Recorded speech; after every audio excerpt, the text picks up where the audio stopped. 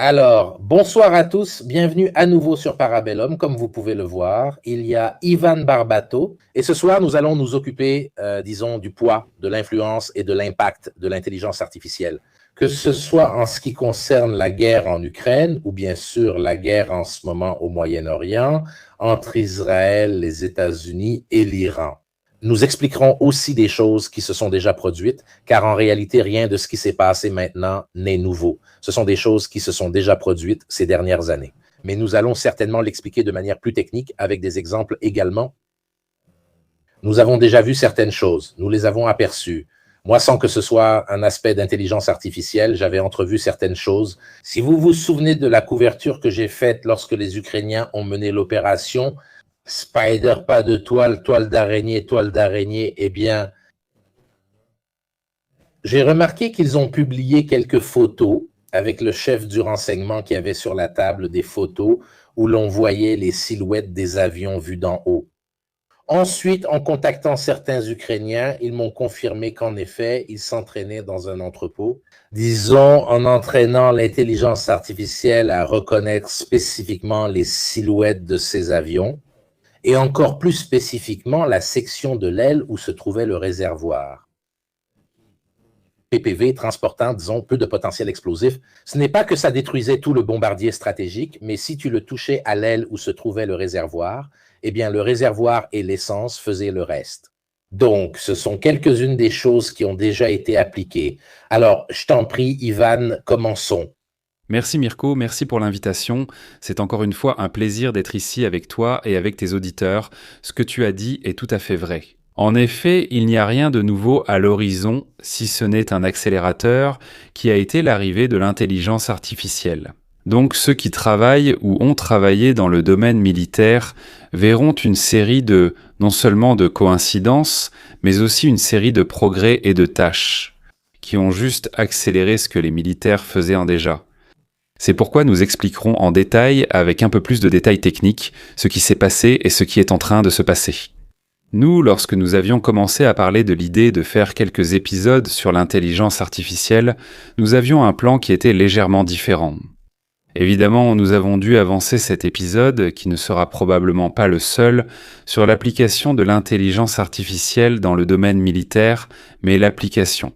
La précipitation des événements a fait que nous allons peut-être essayer de faire un peu de lumière sur tout ce qui se dit, ce qui a été dit et ce qui est en train d'être appliqué dans le domaine militaire. Je répète, comme je l'avais mentionné dans le premier épisode, si je ne me trompe pas. L'intelligence artificielle, c'est toute une question de contexte, donc il faut tout replacer dans son contexte, souvent, en ce qui concerne l'intelligence artificielle. Mais en général, avec toute la communication faite au niveau géopolitique, par les États, par les armées, il y a évidemment de la propagande, très souvent une même information est vraie, fausse. Cela dépend aussi du contexte dans lequel on la place. Nous, ce soir maintenant pour établir un petit programme, que ferons-nous ? Ce soir, nous commençons une discussion et espérons la conclure si possible. Si nous n'y arrivons pas, mais évidemment nous sommes ici à disposition pour continuer. Nous commençons. Mirko, ça ne te dérange pas ? Montre la première photo, celle de Modi et tout le reste, parce qu'on va prendre un instant, on va élargir un peu, mais avec une prémisse très large. Parce que les gens veulent savoir ce que c'est que cette histoire d'entropie, etc. Exactement. Exactement. Nous allons expliquer un peu la petite mise en scène qu'il y a eu ces 2-3 dernières semaines. Ceci n'est qu'un morceau, c'est un aperçu d'une photo. Rien que cette photo, honnêtement, pourrait être le sujet d'une thèse entière. Rien que cette photo.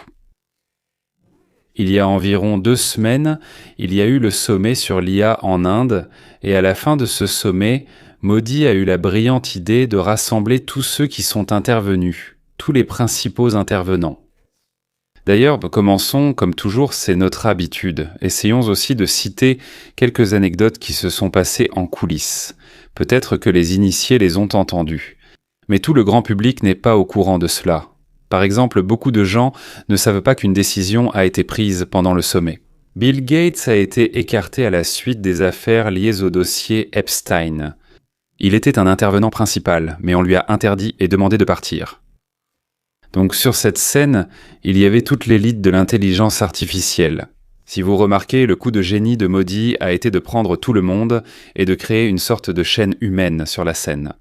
Voilà, si vous remarquez, Amodei, qui est l'homme avec des lunettes, et Sam Altman, l'homme de ChatGPT, ne se serrant pas la main, ces deux-là se détestent depuis longtemps. Amodei était l'un des directeurs techniques d'OpenAI. Ensuite, avec sa sœur, qui est actuellement la présidente d'Anthropic, et 4 autres personnes, ils sont partis et ont fondé Anthropic.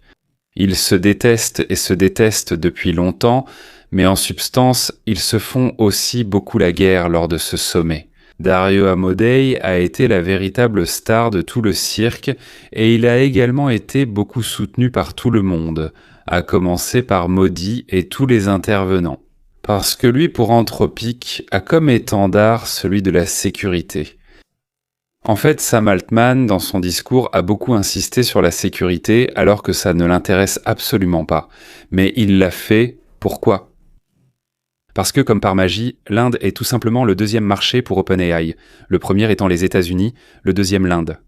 Et tout le sommet était basé sur le fait de s'aimer les uns les autres, de développer quelque chose de sûr et d'avantageux pour l'humanité. Comme par hasard, après le retour, donc cela s'est passé il y a environ 15, 17, 18 jours en Inde. À son retour, Dario Amodei a été convoqué par l'ancien secrétaire d'État. Avant c'était la défense, maintenant c'est la guerre. Pourquoi ? Parce que tu dois nous donner une série d'explications. Ces explications étaient plus ou moins attendues et voulues.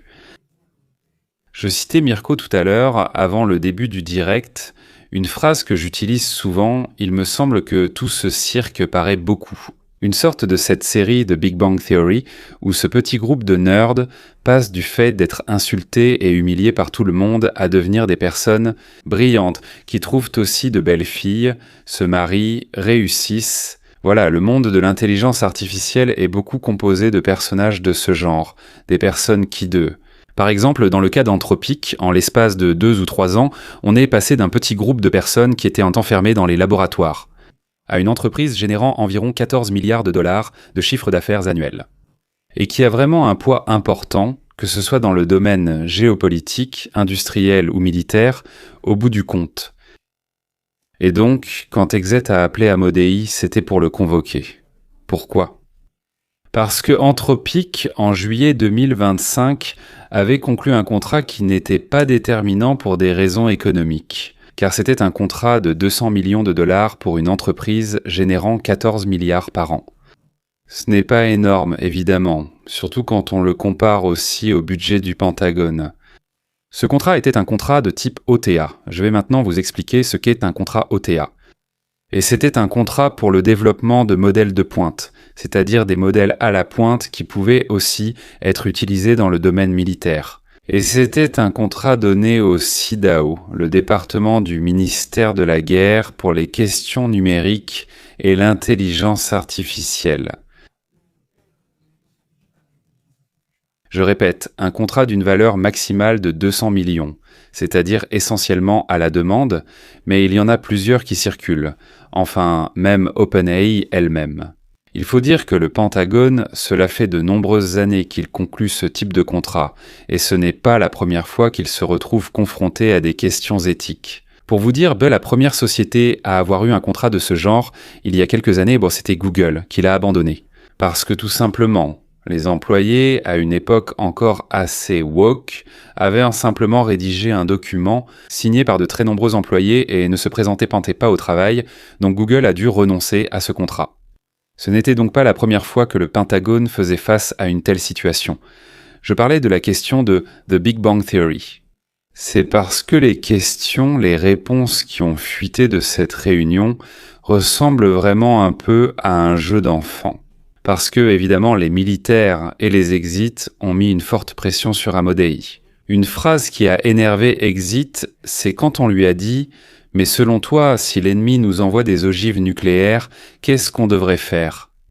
La réponse d'Amodei a été « Appelez-nous et on verra ce qu'on peut faire ».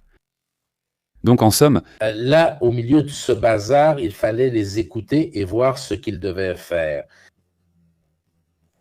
Ce n'est pas que Exit soit un interlocuteur particulièrement intelligent ou compétent sur ces questions, mais la question était stupide et la réponse l'a été encore plus. Bravo, bravo, c'était exactement ce que vous avez dit par la suite. Alors, quel est le résultat de cela? Suivons le fil logique. Tout cela était une punition. Préparé sur le même modèle Zelensky dans le bureau ovale. En somme, c'était un instant une bande qui l'avait encerclé. Rappelons-nous le volet sécurité, nous faisons les choses, nous nous mettons d'accord avec l'Inde, grand développement Inde-Arabie Saoudite, sur l'intelligence artificielle.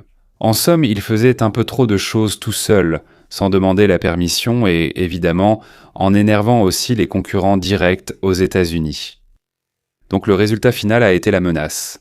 Maintenant, nous allons vous retirer le contrat. Nous pouvons même vous mettre sur la liste des fournisseurs dangereux, c'est-à-dire que Huawei est considéré comme un fournisseur dangereux.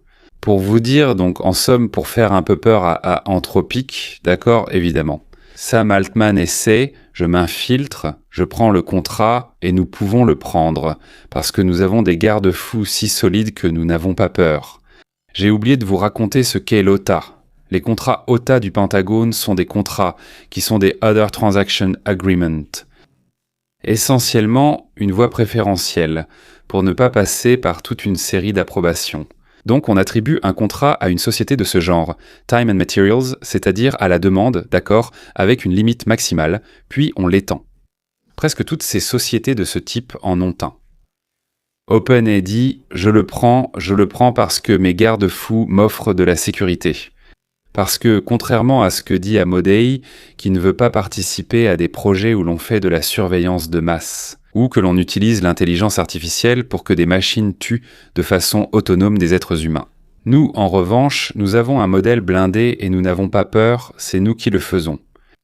Voilà, le pourcentage de désinstallation de l'application ChatGPT tournait autour de 9%, puis du vendredi au samedi, il était passé à 200, 95%. Donc immédiatement, Sam Altman revient sur ses pas et dit « Non, mais nous aussi, nous voudrions des clauses et tout le reste. » Tout cela est essentiellement une mise en scène où il y a, encore une fois, des vérités et des mensonges, tous réunis dans le même groupe. Parce que ceux qui commandent vraiment et ceux qui agissent réellement, c'est une société qui s'appelle Palantir. C'est une société qui gère le système nerveux utilisé par les militaires dans le domaine du renseignement avec l'aide et le soutien de l'intelligence artificielle. Tu as sûrement déjà fait un épisode là-dessus intitulé Ice Baby ou un nom similaire. Exactement, le logiciel derrière l'utilisation de ICE. Très bien, tout ce logiciel qui était dans les téléphones d'ICE. Et, comme par hasard, ils avaient encore fait OTA, donc des accords de transaction. En faisant appel à des sous-traitants, donc sans passer par les voies officielles, tout le monde avait un téléphone qui faisait la reconnaissance faciale. Alors, la reconnaissance faciale, c'est quelque chose de complexe au moment où tu la veux. Vraiment précise, vraiment efficace. Mais c'est quelque chose que les Chinois font déjà depuis longtemps, très rapidement. Cette caméra que nous avons tous devant notre téléphone fait la reconnaissance faciale, non? Et comment elle fait? Elle lance 128 rayons infrarouges et mesure géométriquement la distance des yeux, etc., qui sont utiles, à moins que tu n'aies un jumeau. De toute façon, c'est comme une empreinte digitale, tu peux même ajouter une moustache. Exactement, ça ne change pas. Il vérifie surtout cette partie-là, le nez. C'est le fameux triangle, c'est le triangle des distances. Donc quand on fait l'algorithme, on donne plus d'importance aux distances. Ce sont les mouvements des pupilles, l'orientation des yeux sur un visage et tout le reste. Restons sans digresser. Palantir donc gère le système nerveux. Palantir est une société fondée par Peter Thiel, un membre de la mafia PayPal, un investisseur, un homme né à Francfort si je ne me trompe pas, mais évidemment américain depuis de nombreuses années et qui investit depuis toujours. C'est l'un des premiers business angels de Facebook. Exactement, le deuxième cofondateur. C'est cela qui nous permet maintenant de faire le lien avec la guerre entre l'Iran, Israël et les États-Unis. C'est un monsieur qui s'appelle Alex Karp, un juif lui aussi d'origine allemande. C'est un gars très sympathique. Le PDG de Ryanair, voilà, à côté de lui, c'est vraiment quelqu'un de très sympathique. Une des personnes qui arrive à irriter. J'ai vu quelques-unes de ses conférences, ce n'est pas vraiment Monsieur Sympathie. Non, non. D'ailleurs, il circule des millions de mèmes. Je me rappelle cette question posée en conférence. Et vous, quelle était votre position morale sur l'usage de votre intelligence artificielle? Et lui, il a pratiquement dit, je m'en fiche complètement. Il y a les méchants. Nous, on tue les méchants. Exactement, exactement, tout à fait. D'ailleurs, les mèmes qui circulent sur Internet à propos de son incapacité à rester assis sur une chaise sont vraiment incroyables. Quoi qu'il en soit, il ne s'agit pas de sympathie pour le personnage, mais il est vraiment déterminant.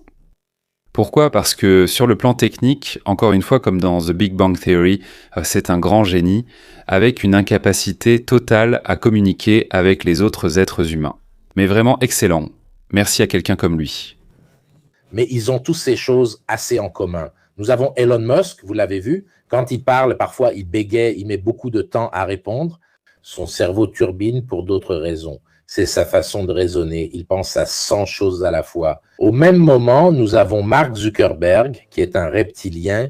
Vous l'avez vu quand il répond aux interrogations du Sénat américain. Beaucoup plaisantaient il y a quelques années, quand il y est allé, car il ressemblait vraiment à un robot répondant pour la première fois à des humains. Ils sont, disons, socialement maladroits, comme diraient les Anglais, c'est-à-dire bizarres. Et le nouveau, surtout celui de Palantir, a quelque chose en plus. Il a ce truc que si on le regarde, on remarque absolument que c'est un cynique. Et donc, il n'a pas de frein inhibiteur d'un point de vue moral quant à l'application de sa technologie. Non, d'ailleurs, du point de vue des affaires, c'est bon, un peu moins par rapport à ce qui se passe dans le reste du monde. Même Peter Thiel lui-même, si tu regardes une photo actuelle, si tu l'avais rencontré en 1940, sachant qu'il venait d'Allemagne, tu aurais eu un doute un instant. Parce que nous allons vous montrer des choses techniques très intéressantes, nous allons vous montrer les logiciels qu'ils utilisent, nous allons vous montrer comment fonctionne la reconnaissance faciale, nous allons vous montrer comment les drones reconnaissent les cibles et sont gérés par l'intelligence artificielle. Nous avons préparé des échantillons qu'Ivan a préparés. Donc, si vous voyez un MiG-29 qui est identifié comme un Abrams, c'est parce que c'est nous qui l'avons fait. Pour ne rien donner du tout de indices et de questions liées à la sécurité. Ensuite, on expliquera, avant de lancer la vidéo. Tu as mentionné quelque chose de très important, celle des personnes ayant un peu de difficulté à interagir avec les autres êtres humains. Encore une fois, des personnes récemment encore dans un laboratoire à écrire des algorithmes. Et maintenant, ce sont les nouveaux puissants, une nouvelle classe de grands industriels. Avant, ils construisaient en des choses, et maintenant, ils font deux choses. Ils portaient jeans et baskets, allaient au bureau à vélo, et gèrent maintenant des entreprises qui changent le monde. Et là encore, avec une certaine incapacité à le faire, c'est-à-dire que le pauvre Dario Amodei, il a quoi, 40 ans, 42. Combien peut-il en avoir? Je l'observe depuis quelques années et le gars vieillit à vue d'œil. On voit vraiment qu'il n'arrive pas à gérer la situation si bien que ça. Bref, revenons maintenant, au lieu des ragots, aux parties intéressantes, techniques. Donc Palantir. Maintenant, on commence à montrer une série de choses, ce que fait et sait faire Palantir. Il gère le système nerveux. Donc les autres sociétés qui ont construit les modèles fondamentaux, c'est-à-dire anthropiques, sont de petites parties dans un cerveau plus grand. Cela vous rappellera de nombreuses de séries True Télé que nous avons déjà vues. C'est-à-dire qu'ils ont vraiment réussi à construire ce qu'on appelait, ce qu'on imaginait il y a 10 ou 15 ans dans des séries télévisées comme Anthropique. C'est vrai qu'elle a été utilisée maintenant pendant les attaques en Iran, mais il n'est absolument pas vrai qu'on la leur a volée. C'est-à-dire que cela fait partie d'un contrat qui avait été prévu et dont ils étaient les fournisseurs, et c'était un contrat qui comportait une clause intéressante. C'est ça qui a été le déclencheur du conflit, dit-il. Pour tous les usages légaux, donc pour tous. Ça signifie tout. Et absolument rien. Disons, qui décide ce qui est légal ou non, cela peut être déterminé après, Exactement. Si nous ne l'avions pas prévu avant, nous allons le prévoir maintenant. C'est une arme à double tranchant qu'ils ont voulu. Peut-être que ce soir, nous manquerons de temps. Mais la raison pour laquelle ces derniers mois, on m'interviewe un peu partout au niveau international, c'est parce que vers la fin janvier, j'ai publié un position paper sur la vulnérabilité des plateformes d'intelligence artificielle. Mais on en parlera une autre fois. Sur la question sur la dangerosité, voilà l'épouvantail qu'on fait circuler partout. L'intelligence artificielle, c'est-à-dire déjà maintenant, elle est extrêmement dangereuse. Je l'ai démontré avec ce position paper, mais laisse-moi résumer très rapidement quels étaient les 3 principaux résultats de cette recherche. La première, c'était quelque chose qui, en somme, a une influence sur l'utilisateur, donc sur nous. Mais ce n'est pas réellement quelque chose qu'ils ont fait, en fait, eux, au lieu de travailler comme les autres. Nous pensons au système dans le cloud, donc à un traitement à distance, mais non, tout est fait sur notre ordinateur, donc aux frais de notre CPU, de notre mémoire centrale, du traitement central. Les ordinateurs chauffent énormément et quand on les utilise avec un ordinateur portable, la batterie en souffre beaucoup. La deuxième partie a beaucoup à voir avec cette chose, à toute fin légale. C'est parce qu'eux-mêmes cachent dans les politiques de confidentialité tout ce qu'ils veulent de nous, c'est-à-dire qu'ils font passer ça comme un élément de transparence. Mais maintenant, j'essaie de me rappeler de mémoire. La politique de confidentialité d'Anthropic fait 8470 mots, celle d'OpenAI fait 12 000 mots. Si tu veux la lire, une personne diplômée et intelligente met 1 heure et demie sans rien comprendre. Pourquoi ? Parce qu'évidemment, c'est fait de telle manière à dire « tu nous donnes tout ». Comme tous les contrats. Comme tous les contrats. Mais maintenant, il met « a aussi été rappelé même pour des bêtises, juste pour faire une carte SIM ». Ça se retourne contre lui, des dizaines de pages de trucs que tu ne liras jamais. Par exemple, les Chinois sont très honnêtes, de façon brutale. Mais DeepSeek prend tout d'abord quand tu entres avec ton téléphone, c'est connecté à China Telecom, ça passe par eux. Toutes les bibliothèques utilisées sont celles de ByteDance, qui sont ceux de TikTok, ils surveillent toujours ce que tu fais. On l'avait dit l'autre fois, c'est-à-dire quand tu écris sur le clavier. Ils essaient de comprendre si c'est Mirko ou Ivan qui écrit. Bon, ce sont juste quelques parenthèses. Pour dire que le danger est déjà là, ce n'est pas qu'il va arriver ou que ce sera quand ce sera fait. La découverte. Ça fait comme Terminator, qui sort du laboratoire, c'est-à-dire déjà c'est maintenant. Question, car Peter Thiel est passionné du Seigneur des Anneaux. Certains de leurs sièges s'appellent Foncombe ou Minas Tirith. La société qu'ils sont en train de créer, qui devrait fabriquer des missiles, des drones, etc., avec, disons, du matériel à double usage, mais quand même plus commercial, ils disent que c'est un missile qu'on peut fabriquer avec 20 outils, 20 instruments que l'on peut acheter normalement dans une quincaillerie. Ça s'appelle Anduril, qui est l'épée d'Aragorn, la flamme de l'Ouest. Donc, on comprend qu'ils sont de vrais geeks de ce genre de choses. Espérons qu'ils ne deviennent pas Sauron, sinon c'est une autre histoire. Les gars, souvenez-vous d'une chose, Mirko a dit, ce sont des nerds qui ont grandi en jouant à GTA, Call of Duty, et passionnés par tout ce qui est Tolkien, Star Wars et tout le reste, c'est-à-dire la série télévisée. C'est exactement ce qui est en train de se passer. Donc, voilà les noms épiques. D'ailleurs avec les inspirations données aussi par Trump. Je ne sais pas si tu as eu l'occasion de voir la vidéo qu'ils ont faite maintenant au Pentagone. On dirait qu'on regarde Tom Cruise et compagnie. Bref, c'est quelque chose d'assez choquant, quand même. Revenons à Palantir, alors. Palantir... Non, ça me fait rire parce que ce sont les points, disons, culturels que j'ai moi aussi. Non, d'un point de vue geek, si on regarde Asimov, le Seigneur des Anneaux, il y a aussi la glace et le feu, Donjons et Dragons, toutes ces choses-là. Ici, je n'ose même pas imaginer. L'Elon Musk qu'ils feront dans 40 ans. Dans 20 ans, ils auront Pikachu, les Gormiti et toutes ces choses-là. Eh bien, alors... Tu as ça à son époque? Tu as anticipé quelque chose qu'on dira dans un instant ? Celui qui a inventé le système pour avoir des drones autoguidés était un monsieur. Je ne peux pas dire le nom, mais de toute façon, il est public. Il s'appelle Jaroslav Asimov, avec qui j'ai parlé hier. Il nous regarde. Ce que nous allons montrer. En somme, cela a aussi été un peu approuvé et vu. Aussi parce que, pour pouvoir le faire, j'ai essayé de faire de l'ingénierie inverse, c'est-à-dire que je n'avais évidemment pas vu ses projets, et la société qu'il a fondée s'appelle The Four Flow. Toi qui es un passionné d'Asimov, c'est tout dire, c'est tout dire, c'est tout dire. J'aurais dit la mule. Mais non. Une autre chose que nous avons déjà mentionnée la dernière fois, tout le monde de l'intelligence artificielle, du moins la partie américaine, est généralement de religion juive et a étudié ou suivi un cours à Stanford.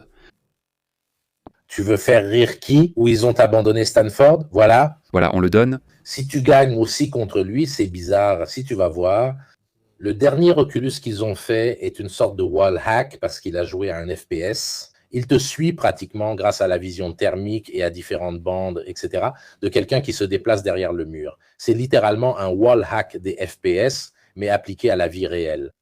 Allez le voir, c'est inquiétant. Eh oui. Et d'ailleurs, c'est lui qui a fondé Anduril. Alors, par quoi veux-tu commencer? Gotham? Alors, commençons juste par quelques photos et à la fin, on montrera la vidéo. Gotham met la première photo. IP, qui est une plateforme d'intelligence artificielle. Les noms devraient vous évoquer quelque chose, comme les logiciels Gotham ou Asylum. Exact, Titan, Gotham, on va le voir, on va s'amuser. Alors, ça bon, j'ai juste mis quelques photos, ça ne vaut pas la peine de faire tourner des démos et tout le reste, parce que ça date déjà de quelques années.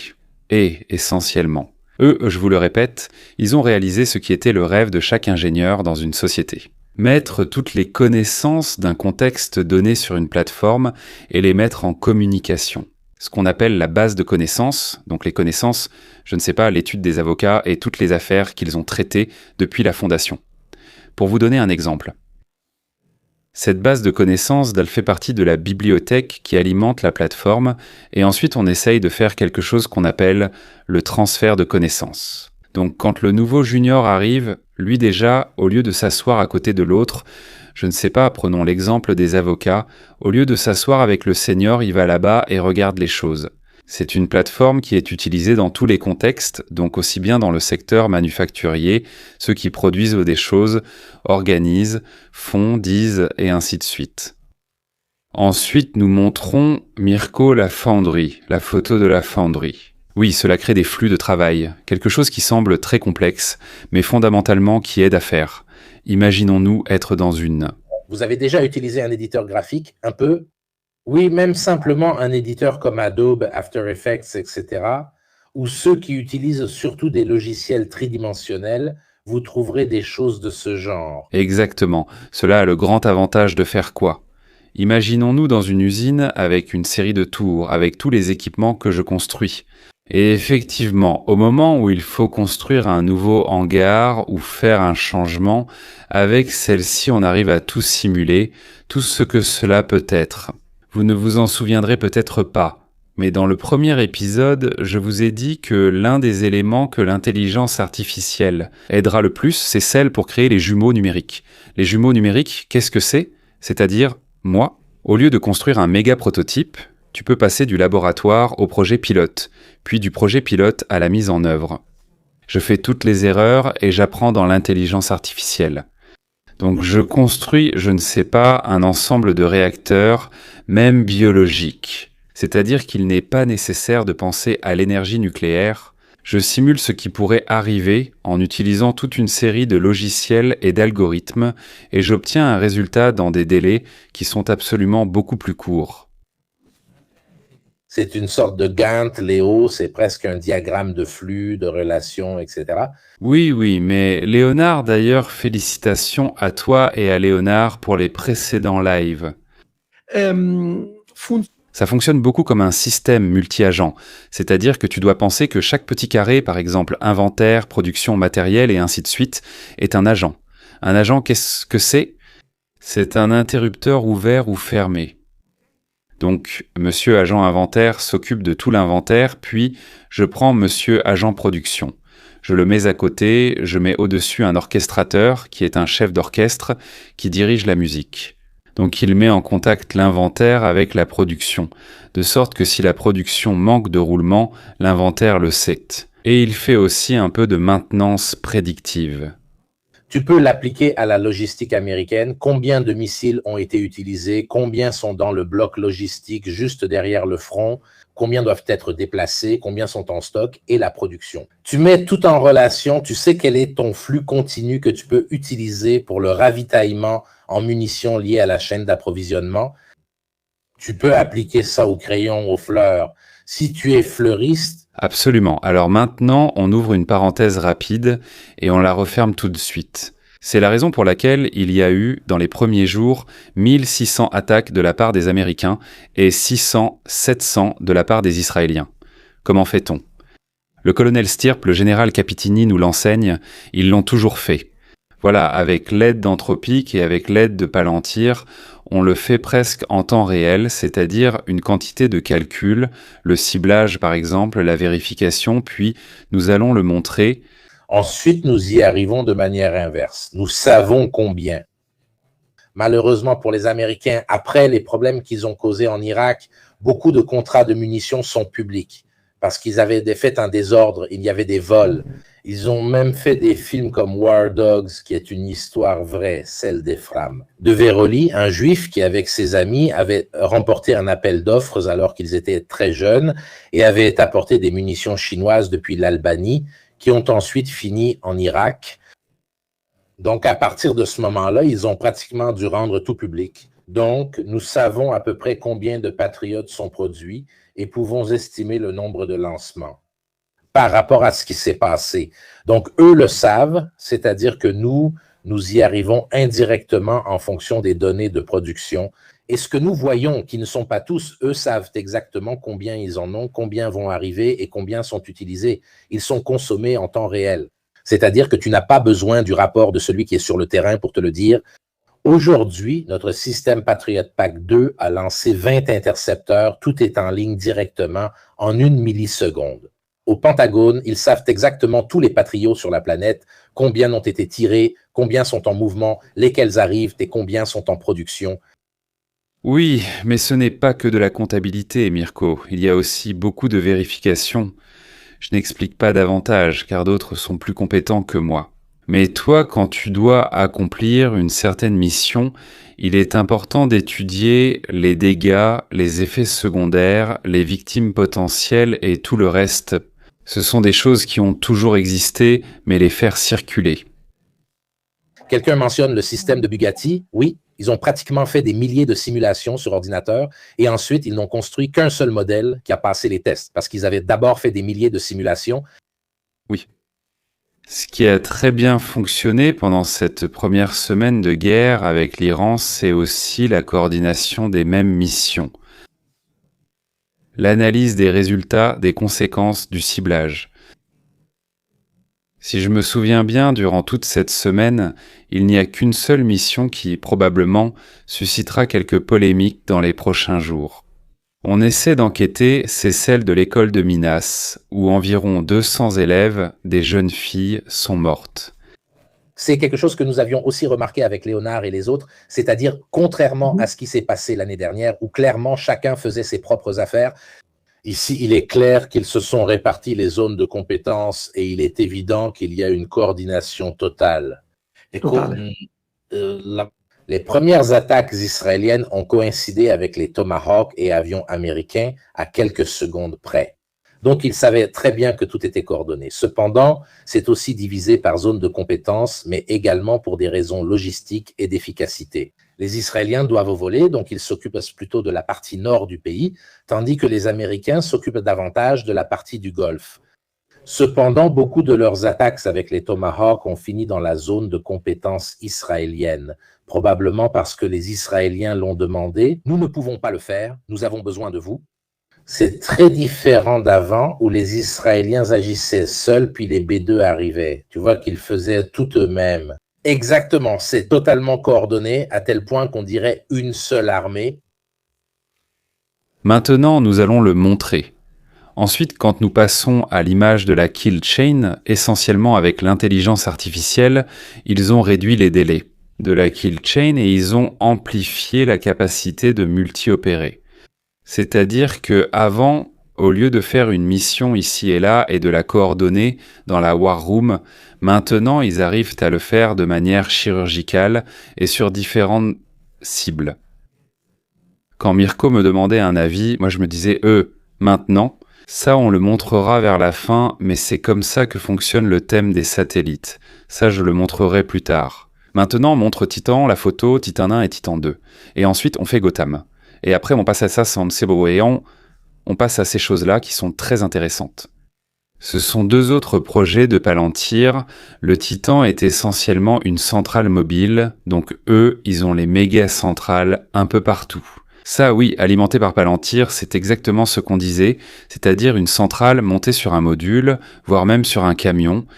Et il fait des simulateurs, il fait comprendre les scénarios, que ce soit en mer, dans le désert, dans l'aviation, aux soldats.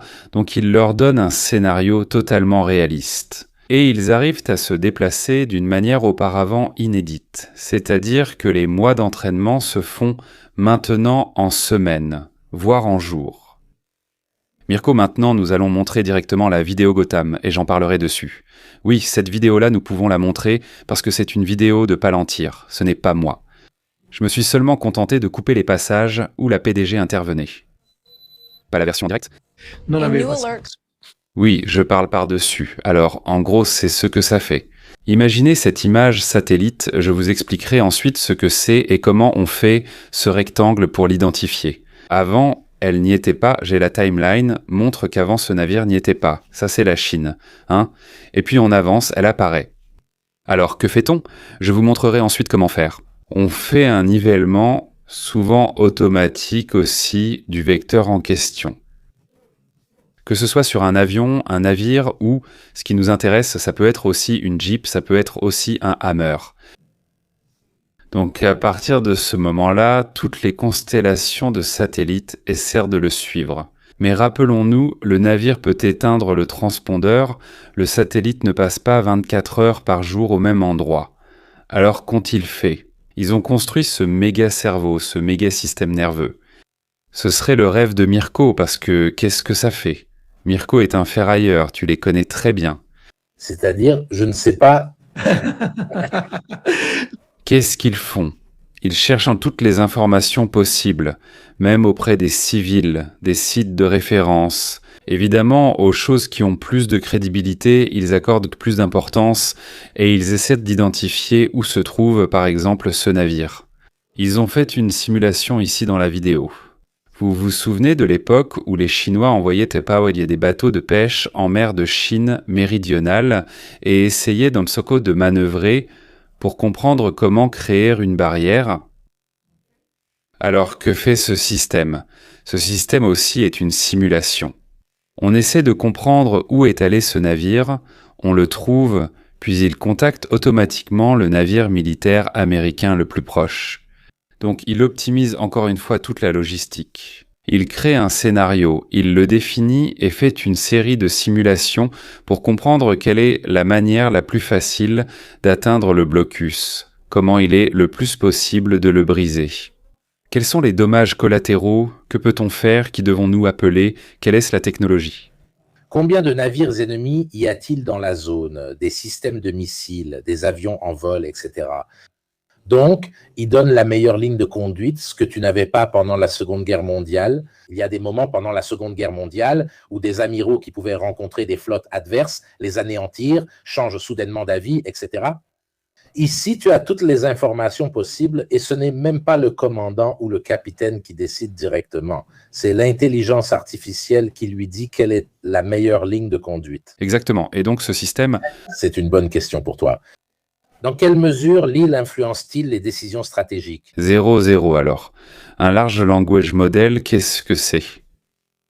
C'est un ensemble de tokens et il s'occupe d'essayer de prédire le prochain token.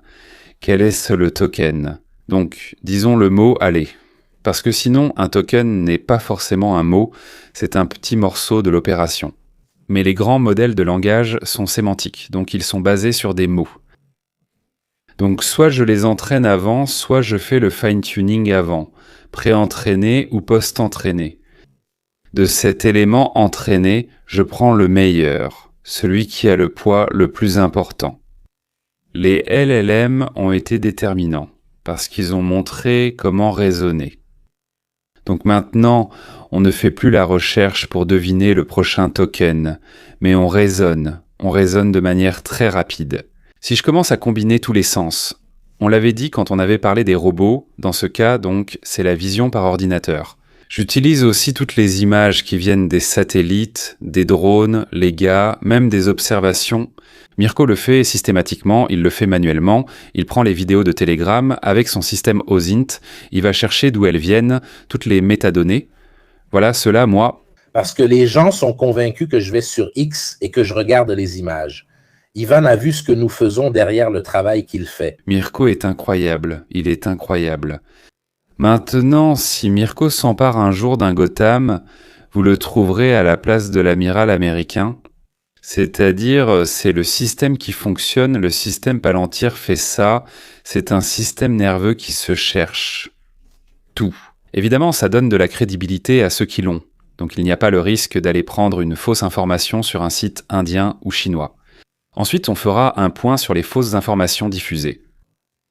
Quoi qu'il en soit, c'est ce que fait un système nerveux comme celui de Palantir.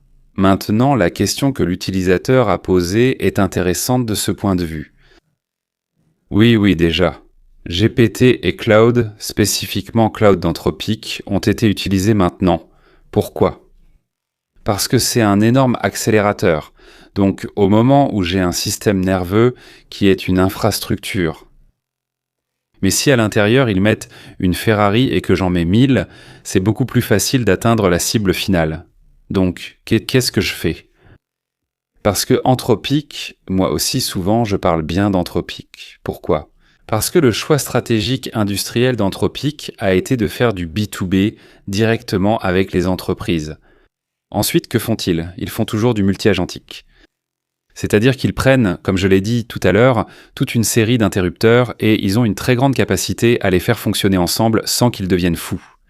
C'est-à-dire, par exemple, si nous, utilisateurs, prenons le cloud et lui demandons quelque chose de sophistiqué, dans des domaines qu'il connaît et qu'il sait faire, il le fait très rapidement. La même tâche, si on la donne à ChatGPT, par exemple, il peut mettre jusqu'à 30 minutes pour la faire. Avec un résultat qui est plus faible par rapport à celui du cloud. Donc le cloud est un accélérateur et il a été utilisé maintenant dans ce projet. Et c'est aussi la raison pour laquelle Amodé s'est rebellé. Le type était vraiment convaincu, peut-être un puriste, que les militaires disaient « oui, à toute fin légale », c'est-à-dire pour toutes les raisons légales que nous entendons, nous l'utiliserons. Donc, l'accélérateur, oui, c'était le modèle, mais ce n'est pas un LLM, c'est un modèle qui s'appelle MPC. Bon, ne rentrons pas trop dans les détails. Maintenant, je vous avais promis avec Mirko de vous faire comprendre comment on entraîne un système. Maintenant, pendant que Mirko lance la vidéo. Celui-là, comment il s'appelle ? Attends, je te dis Input, je crois. C'est celui sur les avions russes. Comme ça, on va vers l'explication de comment le sujet chinois a été réalisé. Ensuite, s'il nous reste du temps, on leur expliquera aussi comment les Israéliens ont réussi à entrer dans les salles de contrôle du trafic à Téhéran. D'ailleurs, ne dévoilons pas tout de suite, ce n'est pas des salles, c'en est une seule, celle du parking. Ah, ok. Ceci est une simple vidéo, je n'ai pas pris de choses réelles, mais elles sont identifiées dans les petits cadres à droite des vidéos. Ce sont des simulations. Et ça, c'est un dessin presque simple, où il y a l'explication et tout le reste. Voici les vidéos typiques où ils montrent tous les avions. Exactement, j'ai créé un petit logiciel que j'ai entraîné avec une 50aine d'époques. Les époques qui sont les phases individuelles d'entraînement d'un système basé sur la vision par ordinateur pour reconnaître certaines choses. Je vous avais expliqué la dernière fois, quoi. Ça, tu peux le laisser passer. Parce qu'après, non. Parce que si je le laisse près de ce truc, alors celui qui l'a fait... D'accord, non, mais on doit le faire. Surtout pour Lanzara, qui ensuite nous dit qu'on est des incompétents. Éventuellement parce que maintenant, ce qu'il montrait, on l'a modifié exprès. Que fait-on ? Je vous avais expliqué qu'en vision par ordinateur, on utilise toujours une technique appelée discriminateur-générateur. Donc, on génère une image et ensuite on demande au policier si l'image est vraie ou non. D'accord, et on fait cela des milliers et des milliers de fois. Lorsque nous entraînons un modèle, nous le faisons par époques séparées, de manière à ce que chaque époque permette à l'algorithme d'apprendre quel est le bon poids. Donc notre objectif final est de reconnaître un objet de la manière la plus précise possible. Donc ce logiciel que j'ai conçu pour être entraîné avec cette vidéo a été fait de manière à reconnaître les objets. Maintenant nous allons le montrer. Il y a une anomalie, vous voyez le petit rectangle, il le reconnaît automatiquement. Tous les pourcentages affichés sont réels. Donc il y a 97, 98% de probabilité que cet avion soit celui-là. Ce que vous voyez d'incorrect, c'est le nom. J'ai mis Abrams partout. Évidemment, nous ne voulons pas donner d'indices ou d'informations à quelqu'un qui télécharge la vidéo et qui a déjà le système prêt. Alors, qu'est-ce qu'on fait? Qu'est-ce que les Ukrainiens ont fait? Quand Mirko le disait, ils l'ont entraîné dans le hangar. On fait d'abord un modèle théorique où il y a des images. C'est parce que ça vibre, parce que celui-ci est en mouvement, alors que l'autre était statique. Donc le pourcentage se met constamment à jour et le système écarte celles qui ont une faible précision. Donc encore une fois, les systèmes nerveux qu'ils ont utilisés ne se trompent pas. Pourquoi? Parce qu'ils leur ont sûrement donné une cible, c'est vrai, mais au moment où tu as une quasi-certitude absolue, il n'y en a jamais. Mais à partir de 95-98, nous ne nous trompons pas, donc j'ai mis exprès les noms faux. Mais ensuite, vous voyez au-dessus que les images sont analysées à 30 par seconde et il se trouve et il reconnaît. À partir de ce moment-là, il sait qu'à 95% cet avion, plus tard, sera un On-12 Cap et ainsi de suite.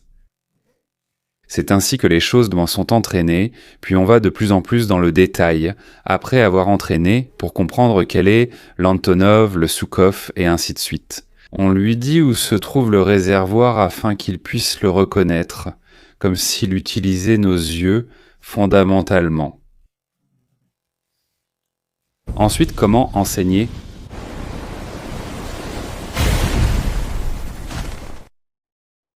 Comment fait-on? Allora, qui Mirko, tu fais défiler ces animations? Ensuite, on passe au drone, on établit une trajectoire qu'on donne au drone avant le départ. Mais c'est possible que, d'ailleurs, la base que j'ai utilisée, la photo que j'ai utilisée, était bien réelle, celle de l'aéroport russe où l'attaque a eu lieu. C'est moi qui ai fait ces petites simulations.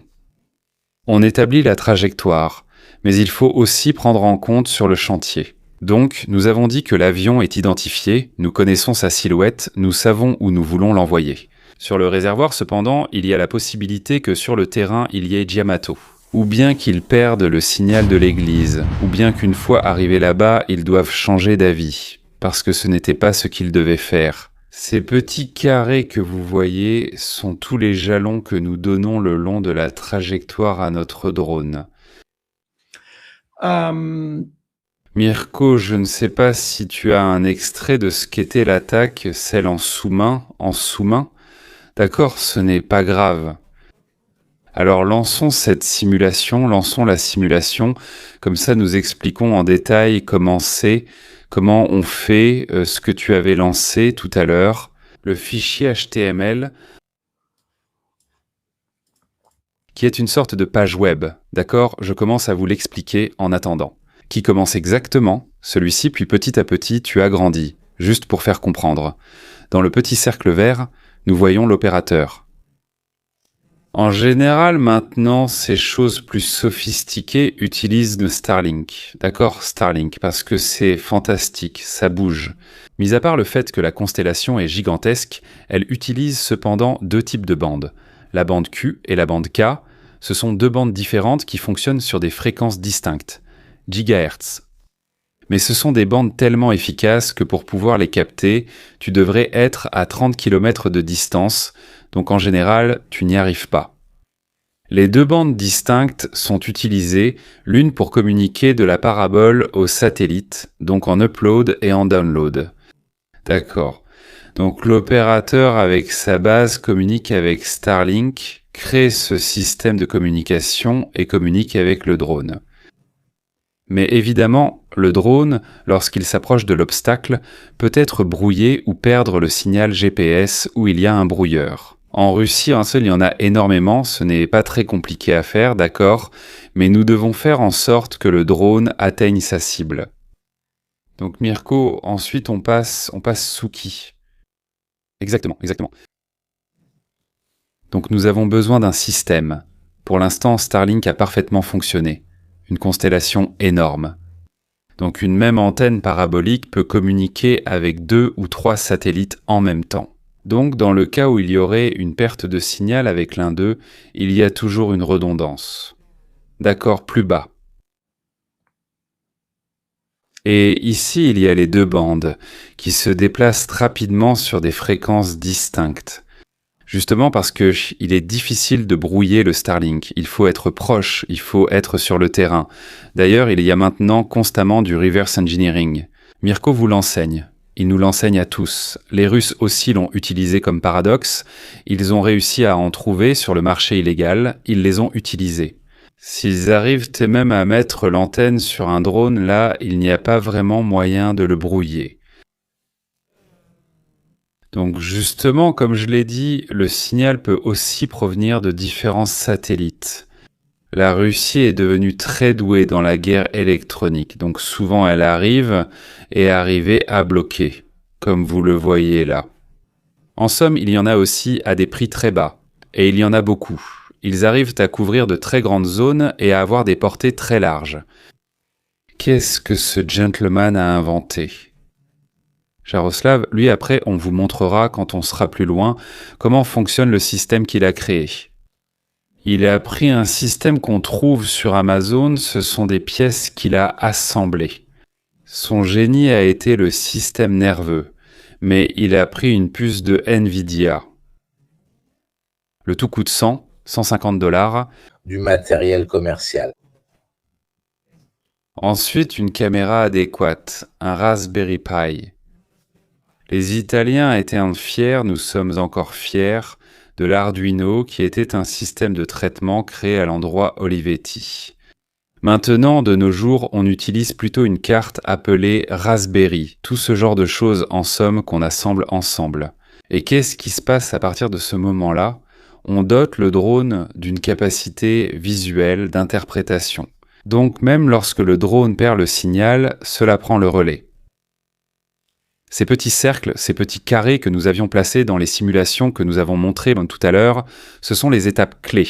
Donc en général, le drone, au moment où il perd le signal GPS ou qu'il était brouillé, justement. Arducam Raspberry Pi 5, la carte, voici même les prix que je vous ai indiqués. Un futur terroriste, comment a-t-elle réussi à le faire ? J'ai regardé le direct sur Parabellum. C'est vrai. Il manque le système nerveux, donc il achète les choses et ensuite il ne sait pas les assembler. Il y a le joystick que vous le savez maintenant, c'est l'une des meilleures formes de recrutement. Les pilotes de drones sont des gens qui savent jouer aux jeux vidéo. Bon, le Starlink, oui, tu peux continuer. Ça, c'est la pile logicielle, d'accord. Donc, qu'est-ce qu'elle fait ? Le logiciel, il apprend au drone à reconnaître des étapes clés. Imaginons comme ça, en gros, on lui a mis dans la SIM une trajectoire, une carte hors ligne, et on lui a appris. En attendant, on regarde que lorsque tu t'approches de l'aéroport, il y a le bâtiment XYZ. Si tu apprends à le reconnaître, tu comprendras que si tu te trompes de trajectoire, tu pourras te corriger tout seul. D'accord, il y a des algorithmes qui le faisaient déjà et des algorithmes de plus en plus sophistiqués sont en train d'être développés. Pourquoi ? Une des grandes difficultés exactement, lui il corrige sa trajectoire tout seul, donc une des difficultés, les voilà, exactement. Par exemple, dans ce cas, la cible a été identifiée, elle était sur une mauvaise trajectoire. Il la corrige tout seul, c'est l'une des grandes difficultés. Si on regarde par exemple une carte sur Google Earth, par exemple, ça nous paraît magnifique. Là, il y a eu un travail incroyable. Parce qu'évidemment, quand le satellite passe, il passe avec un angle et une vitesse qui ne sont pas toujours les mêmes.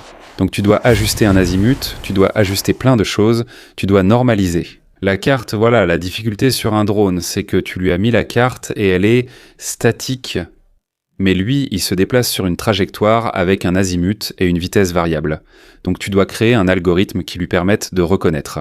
Je ne sais pas, le bâtiment ou l'arbre symbolique ou le monument, et qu'il sache ajuster sa trajectoire tout seul.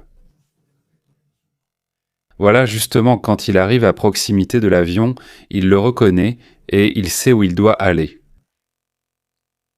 En somme, ça paraît assez simple, mais ça ne l'est pas.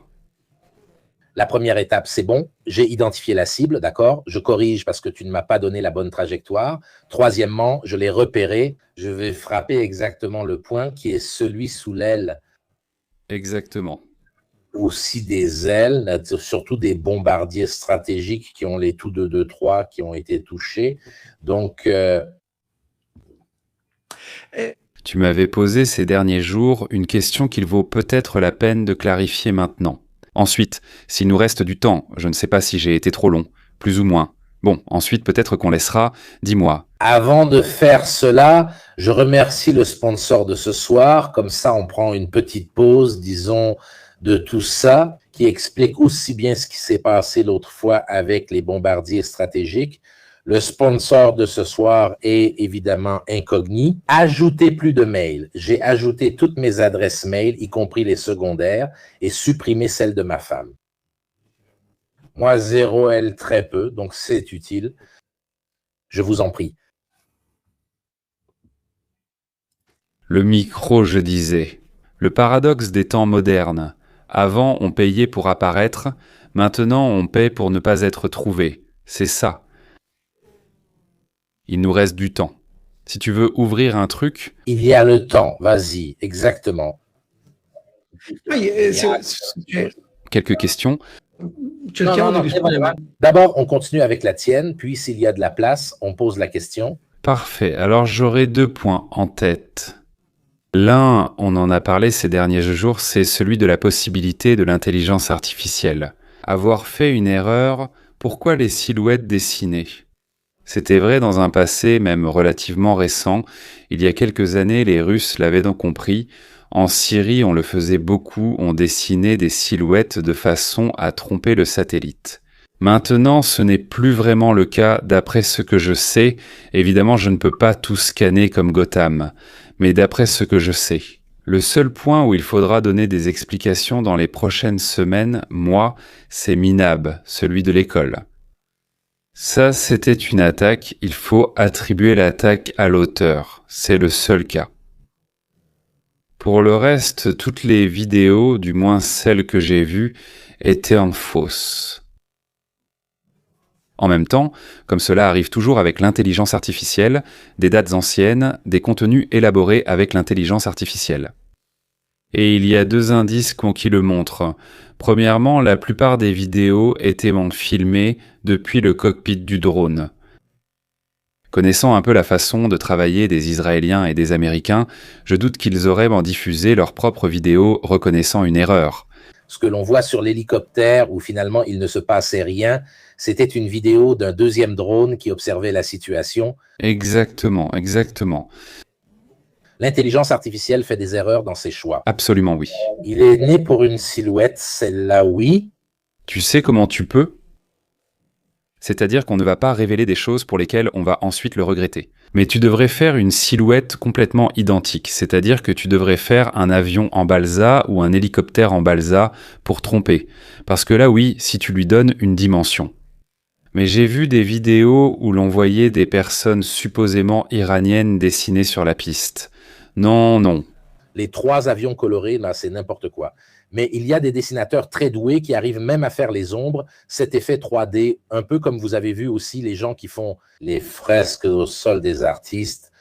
Mais d'habitude, on utilise simplement des gonflables ou des maquettes, comme on les appelle. En Ukraine, on utilise énormément de maquettes, surtout pour les systèmes anti-aériens. C'est-à-dire qu'ils sont pratiquement identiques à l'original. Tu ne te rends même pas compte que ce n'est pas l'original.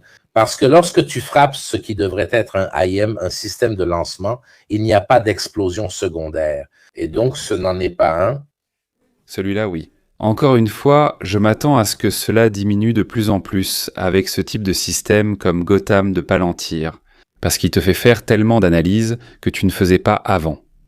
Le réglage de l'azimut, le réglage de l'orientation de la silhouette, beaucoup de choses. Si l'ombre ne correspond pas, etc. Mais surtout, il peut aller... Désormais, nous avons des caméras avec un niveau de détail élevé. Avant, c'était plus ou moins la silhouette. Maintenant, elles peuvent voir directement s'il manque une partie des panneaux ou autre, un camion lisse, sans même les poignées. Ils peuvent lui dire, regarde aussi ces détails qui ne sont pas ajoutés dans les maquettes. Dans les maquettes, on essaie de leur donner une forme plus ou moins similaire, mais sans entrer dans les détails. Pour la poignée, le volant, ce sont des choses inutiles. Un drone pourrait au contraire dire, attention, il n'y a pas de volant. Ça ne peut pas être une vraie cible. Aussi parce que pour faire ça, tu dois avoir une capacité et un temps d'exécution très rapide. Je crois que depuis la dernière attaque, il y a des satellites qui ne se sont pas déplacés du ciel de l'Iran. Nous avons vu où ils sont, ça fait un bon moment qu'ils sont fixes dans la zone. C'est l'un de ces signaux indiquant que les Américains allaient attaquer. Soudain, trop de satellites visaient la zone. Oui, mais nous aussi, comme aux INT. Il suffit d'aller sur Flight Radar 24. Tu vois qu'hier, ils n'avaient pas le transpondeur allumé et tu comprends où ils vont. Il y a une très belle vidéo, je t'enverrai le lien d'OTWR qu'on va montrer maintenant. Dans une autre vidéo sur Occupy the Web qui montre le moment où ce dernier a été arrêté. Et ça, c'est au Mexique. Comment ça s'appelait déjà, je ne me souviens plus, mais oui. Il montre qu'il suffisait de regarder Flight Radar 24 et on comprenait que la CIA et le FBI étaient là. Voilà celui-ci. La première et les deux en bas sont vraies. Je les ai prises de la chaîne avec laquelle je collabore aussi, celle de Yaniv Hoffman. OTW, c'est Occupy the Web, l'un des professeurs de hackers les plus célèbres au monde. Personne ne le connaît de visage, mais il participe et il donne aussi des formations à toutes sortes d'entités, de la NSI à la CIA et bien d'autres. En bas à droite, il s'agit d'une inscription authentique. Lui, au début de 2022, a appris aux Ukrainiens comment pirater les caméras de vidéosurveillance. Et regardez quand ils ont attaqué le sous-marin récemment avec un drone sous-marin, etc., et que nous avions expliqué en direct, allez le revoir. Comment est-ce possible qu'ils ont guidé ce drone sous-marin? Ils auraient dû avoir un navire de soutien ou quelque chose à proximité. Ils l'ont fait avec les caméras. Ils savaient quand la rade ouvrait, quand il n'y avait plus les filets, etc. Et comme par hasard, ensuite, la vidéo que les Ukrainiens ont sortie provient justement de la vue de la caméra, exactement. Nous pouvons l'expliquer brièvement comme une anecdote, car c'est lié à la cybersécurité. On en reparlera peut-être plus tard. On met trop de choses sur le feu, mais essentiellement, comme l'ont fait les Israéliens. Les caméras, surtout celles de vidéosurveillance ou de la circulation, utilisent un protocole qui s'appelle ERSTM, je crois, un protocole de transfert de streaming en temps réel. D'accord, qui est relativement simple. Et surtout, les fabricants de caméras sont toujours les mêmes. Presque tous chinois, quelques-uns américains, mais elles sont presque toutes très facilement piratables. D'accord, comment on fait? On trouve l'IP de la caméra et on fait une attaque par force brute. Mais évidemment, quelqu'un qui n'est pas très expérimenté le fait. Et après 2 secondes, il a fait comprendre qu'il le faisait. D'accord? Il se fait repérer. Les bons utilisent des techniques appelées la privacia. T'achètes les caméras, tu t'entraînes, et quand tu es sûr que... Non, c'est encore plus simple que ça. Malheureusement, c'est plus simple. La plupart des fabricants de ces appareils les laissent ouverts. Oui, ce n'est pas ainsi, car le monde se demande quel hacker a une caméra. Oui, ils les laissent ouvertes pour éventuellement faire de la maintenance ou savoir si ça fonctionne ou pas. Si tu trouves la porte, et c'est très facile de trouver une porte ouverte, voilà, tu y mets un payload et tu l'as piraté. Les Israéliens n'ont pas, contrairement à ces légendes habituelles, piraté tout le système de trafic de Téhéran, ils ont simplement piraté la caméra de surveillance. Ah oui, celle-ci, montrons-la parce qu'elle pourrait susciter toute une série de questions. Les Israéliens ont piraté la caméra qui donnait sur le parking, où les gardes du corps des différents ayatollahs et d'autres personnes garaient leurs voitures privées. Le renseignement les a identifiés. Avait-il le déclencheur pour commencer l'opération? Exactement, tout à fait. Quand nous avons dit lors du live précédent, il y a 2 lives, que l'attaque était survenue à une heure inhabituelle, c'était simplement parce qu'il y avait cette opportunité. Cela était dû à cette chaîne d'événements entre piratage, intelligence artificielle, etc. Exactement, tout à fait. C'est bien ça, c'est-à-dire qu'ils ont commencé le système de labellisation que nous avons fait auparavant, non, donc à chaque fois le système d'intelligence artificielle, qui reconnaissait la voiture de Monsieur Kizisagzor, la suivait, comprenait les horaires du type et comprenait que quand le type était là, ses chefs étaient dans le bureau. C'est pour cela que l'accord a été donné et aussi pour cela que les sources officielles ont déclaré dès le début que cela avait été exécuté. L'ayatollah a été éliminé. Ils n'y sont pas allés pour vérifier, ils savaient déjà qu'il était là. Tu as bien fait de la mentionner, c'était l'une des plus importantes et je l'avais un moment oubliée. Je vais vous les diviser à partir de celle-ci en confirmé, probable, possible. D'accord, parce qu'il est évident qu'on ne peut pas comprendre toutes les informations ou qu'elles ne sont pas toutes rendues publiques, même pour les spécialistes. Mais ce que l'intelligence artificielle fait déjà, ce que les systèmes de Palantir font, comme nous l'avions dit, donc une énorme recherche, puis elle fait de la fusion de données, ça, Palantir le fait encore. Et puis les analyses sont faites avec ces moteurs qui ne sont pas ceux que nous connaissons, comme GPT et autres, mais ce sont d'autres moteurs. Traduisons aussi avec des termes moins techniques, c'est-à-dire capteur. Qu'entend-on par capteur? D'accord, radar, registre de verrouillage, signaux dans la sphère, SIGINT.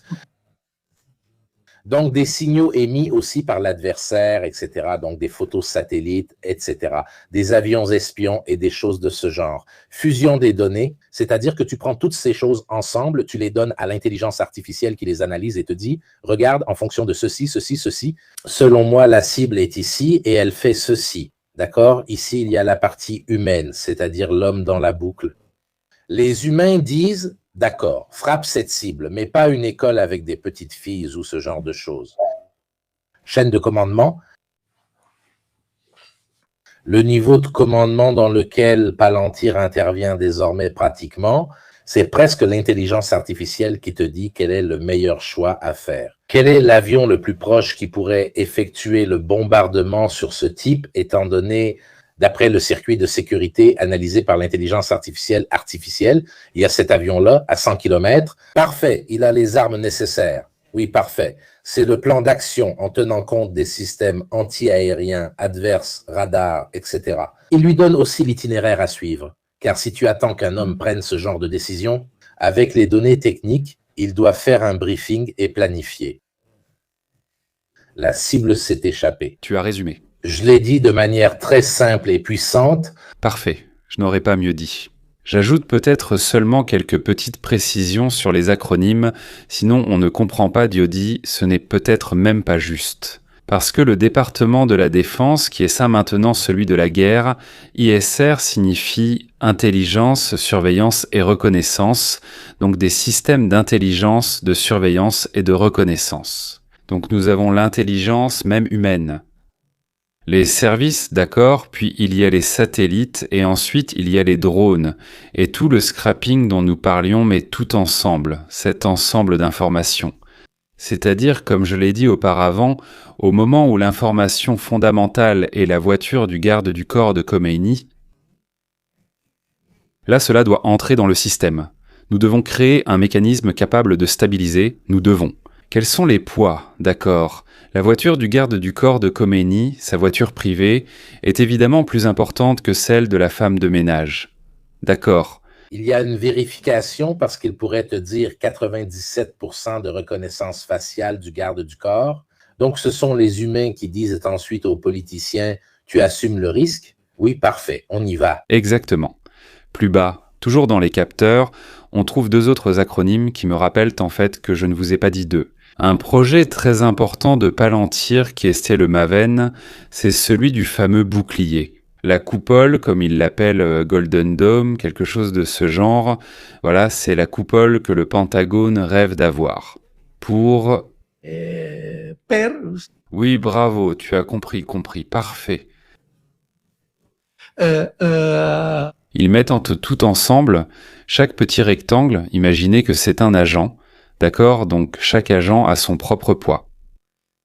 La machine parvient à rassembler les informations, à les présenter. Les gars, c'est comme quand, par exemple, on fait un business plan pour une société et ensuite on rédige la lettre de motivation, c'est-à-dire que sur la première page, on essaie de tout résumer. Voilà, ça arrive sur le bureau de l'amiral ou du général qui coordonne tout. C'est-à-dire des informations privilégiées, des informations contrôlées, avec toute une série de scénarios où il n'est plus nécessaire de dire de refaire. Les calculs sont là. Donc toujours sur la chaîne de destruction. Ensuite, à nouveau, nous avons les informations qui nous parviennent de ceux qui surveillent des yeux. Cela peut être au sol, sur des satellites ou des drones. Le système fusionne toutes ces données et nous permet d'arriver au point qui était celui qu'on faisait auparavant. Le fameux target vetting, d'accord, de choisir quelles sont les cibles privilégiées. Une cible privilégiée peut aussi avoir son propre timing différent. Mirko l'a dit. Avant, nous avions toutes les données et savions qu'ils finiraient par se retrouver dans le compound. D'habitude, l'attaque a lieu la nuit, mais nous la faisons le jour car c'est le bon moment. Donc ça arrive comme une sorte de notification, non, comme celle qu'on reçoit sur le téléphone. Voilà, le moment est arrivé, prends la décision. Tu as les moyens de position et les cibles là, ce sont ceux qui pourraient le frapper, tu veux le faire ou pas, pratiquement maintenant, d'accord? Exactement, tout à fait. Et puis après la vérification, il y a la décision, le commandement et le contrôle, le C2. D'accord? Donc on met ensemble toute cette série de choses avant. Nos chers analystes et experts militaires nous apprennent que pour décider d'une mission, il fallait en gros s'installer là, pendant des heures, et donner des instructions claires. Et maintenant, on peut faire X, un facteur de multiplication de X missions, même en simultané. Parce que toutes les données arrivent avec la télémétrie, donc nous savons comment les choses se passent, avec des délais absolument dérisoires par rapport à avant. Peut-être que si je devais résumer tout ce qui se passe, je dirais honnêtement, je ne le sais pas. Quel est l'état final ? Je vois de façon plus pragmatique, probablement un état final d'Israël qui peut être compris. Celui des Américains est plus difficile à comprendre. Si je ne l'ai jamais subordonné à celui d'Israël, dans le sens où je ne pense pas qu'ils en aient un propre. Je ne pense pas qu'ils en aient un propre, sauf peut-être la construction d'un mythe apocalyptique. Je crois que tout cela est un message adressé à son principal ennemi en ce moment. Dire « Regarde ce que nous avons accompli, regarde notre potentiel ». Ah, ça oui, c'est ma recherche. Je vais vous la raconter rapidement, c'est long, enfin, un jour on la regardera. Je vous avais dit première partie, celle-ci, qui en somme concerne nous tous, les utilisateurs. Nous dépensons plus d'énergie et nous mettons à contribution nos ordinateurs tout en protégeant ceux des plateformes qui se protègent aussi pour des raisons de sécurité. Ensuite, il y a la question qu'ils n'indiquent pas vraiment ce qu'ils font avec nos données. Et peut-être que la découverte clé la plus importante a été celle-ci. Qu'est-ce que j'ai fait de nouveau ? Avec la technique Discriminator Generator, j'ai mis en flux donc toutes les plateformes à travailler toutes ensemble, en collaborant entre elles et toutes les unes contre les autres. D'accord. Donc nous sommes arrivés à la conclusion qu'il existe des plateformes avec des capacités de garde-fous différentes, donc de sécurité. Tendance à diviser les deux blocs. Celles américaines sont plus sûres que celles chinoises, mais il y a un problème fondamental qui n'est pas résoluble. C'est que la plateforme d'Anthropic est solide, elle n'est pas facilement piratable. Mais si je la mets en collaboration avec les autres m'aident non seulement à les pirater, mais aussi à obtenir des résultats que je n'aurais pas pu obtenir seul. Qu'est-ce que cela signifie ? Cela signifie que tu ne peux pas le résoudre, cela signifie que si tu apprends à les faire toutes travailler pour toi en même temps, elles te mettent en position de créer des choses que nous verrons certainement dans un avenir proche. Dans la cyberguerre, dans la cybersécurité, dans le sens où quelqu'un, depuis chez lui, crée un virus, un malware, tout seul dans sa petite chambre. Il le fait aussi de façon très sophistiquée. Pensez à une chose, même Anthropic elle-même, l'année dernière, je crois, en août, a publié officiellement, donc je ne révèle rien de secrète, qui a été attaquée par les Chinois, par un groupe appelé GTG 1002, qui est un groupe, en somme, un acteur étatique, qui a mené une attaque massive contre les serveurs d'Anthropic. L'ayant fait avec 95% d'autonomie, c'est l'intelligence artificielle qui l'a fait toute seule. Et en somme, cela représente un risque d'une gravité énorme. Déjà maintenant, donc, il n'y a pas besoin de Palantir qui dit au Pentagone comment faire l'attaque. On peut faire des choses très négatives, même depuis chez soi, il suffit de savoir comment faire. Et encore une fois, tu dis, avant il n'y avait pas des gens qui savaient le faire. Oui, il y en avait, mais ils mettaient 1 an, maintenant ils mettent 1 semaine. Ou tu crées un agrégateur dans lequel tu coordonnes toutes les données OSINT, terrestres, navales, balistiques, aériennes, en ce qui concerne le vol, les navals, etc. Et tu commences à avoir pratiquement une sorte de vision globale sur les situations qui te disent, regarde, si X avions se déplacent sans transpondeur, X navires sont là, etc. En plus, peut-être aussi les informations générales du monde. OSINT, 2 ont été photographiés, 2 sont arrivés. Est-ce que ça veut dire qu'il se passe quelque chose? Je le fais à la main, plus ou moins maintenant, si quelqu'un crée des agrégateurs de ce genre, en tenant compte aussi de ce qui se passe dans le jeu, en ce qui concerne Polymarket, etc. Au-delà du fait qu'il y a évidemment des initiés dans le monde militaire, etc., qui savent qu'une attaque est sur le point d'avoir lieu. Donc, soudainement, 1 heure avant, ils misent 1 million ou des choses comme ça. En réalité, si quelqu'un, parce que les données sont là, c'est ça qui est bien, les gens sont convaincus, tu as besoin de Starlink, oui, tu as besoin de Starlink, peut-être pour voir au milieu d'une montagne en Iran, pour en savoir sur cette attaque, tu n'avais pas besoin de Starlink, juste des outils en ligne comme radar en ligne, celui qui prend en compte le suivi naval, les informations OSINT, les gens qui prenaient des photos et faisaient des vidéos des avions qui se déplaçaient. Déjà, ces informations-là, mises ensemble, te donnaient un scénario. Absolument. Ça transforme un débutant, un amateur, en une personne compétente et quelqu'un de compétent en quelqu'un de très compétent. C'est un accélérateur. Tu n'as plus besoin du journaliste ou de l'ami sur place, tu as un agrégateur qui te donne toutes les infos et te dit de regarder. Vu ce qui est en train de bouger ou comment aperçu, etc., ça veut dire qu'il se passe quelque chose. Et donc, tu commences à élaborer des scénarios. Que peux-tu faire avec ces moyens? À quelle distance frappe-t-il et quelles armes ont-ils? Parce qu'il y a toute la liste des armes et tu sais plus ou moins à quelle portée elles peuvent frapper, quels sont les moyens de soutien, etc. Cela signifie que pour voir ce genre de scénario, tu n'auras plus besoin de rumeurs ou de choses de ce genre, mais simplement la capacité de faire des liens au-delà de l'être humain, comme nous le faisons encore tous ces données, mais dans 1 an.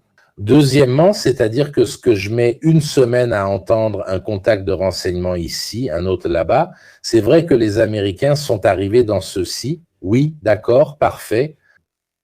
L'intelligence artificielle, en 1 minute, m'a sorti le scénario. Mais pas avec, comme on disait, des trucs secrets, simplement en utilisant des choses qui sont en ligne.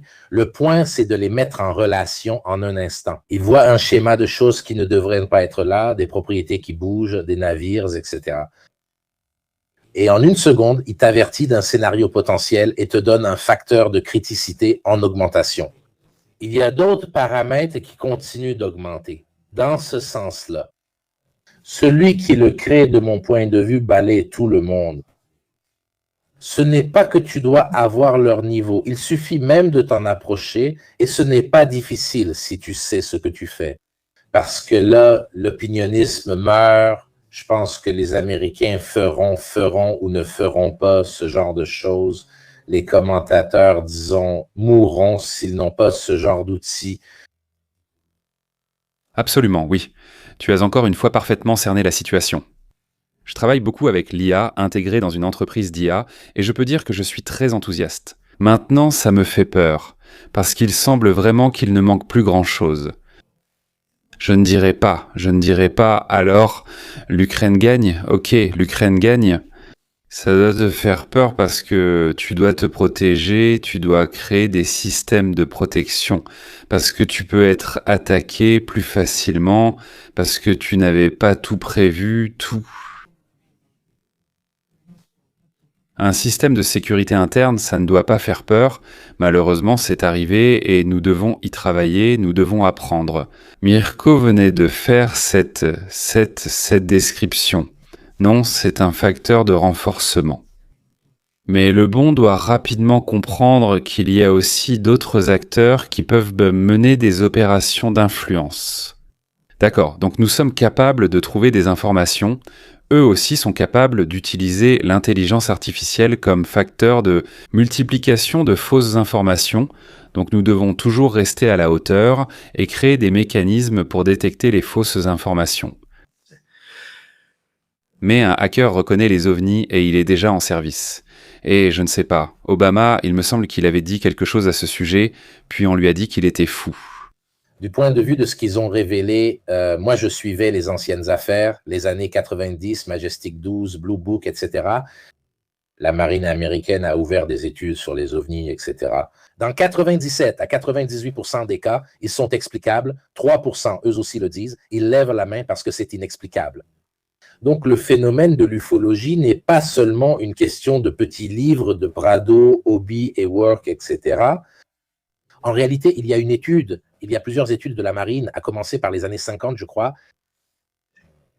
Ils disent que certains cas ne sont tout simplement pas explicables. Mais il y a aussi des témoignages de pilotes qui disent « Regarde, cet objet s'est placé devant moi et puis soudainement, il a accéléré, puis il est revenu. » Ce ne sont pas des pilotes devenus fous, mais des personnes qui travaillent normalement. Le militaire a déclaré « Cette chose est inexplicable, elle n'apparaissait pas sur les radars, peut-être à cause d'une réfraction optique. » Mais lui insistait « Non, c'était réel, un objet, et il était gros. » Donc, c'est une chose quand il y a le gars de l'Alabama ou de la forêt qui fait le berger, qui dit qu'il a été enlevé par des ovnis, et c'en est une autre. Quand il y a des capitaines d'avion qui racontent ce qu'ils ont vu et qui disent que c'est inexplicable, nous avons ouvert un dossier et ce n'est pas un cinglé. Voilà, donc ils sont peu nombreux, c'est vraiment une fraction des cas. D'ailleurs, toi qui es un passionné et un grand historien, en 57, il y a eu l'histoire de Roswell, non, les Américains.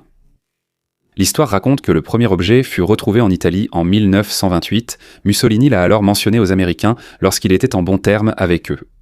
C'est vrai, il y a cette histoire-là. George Adamski.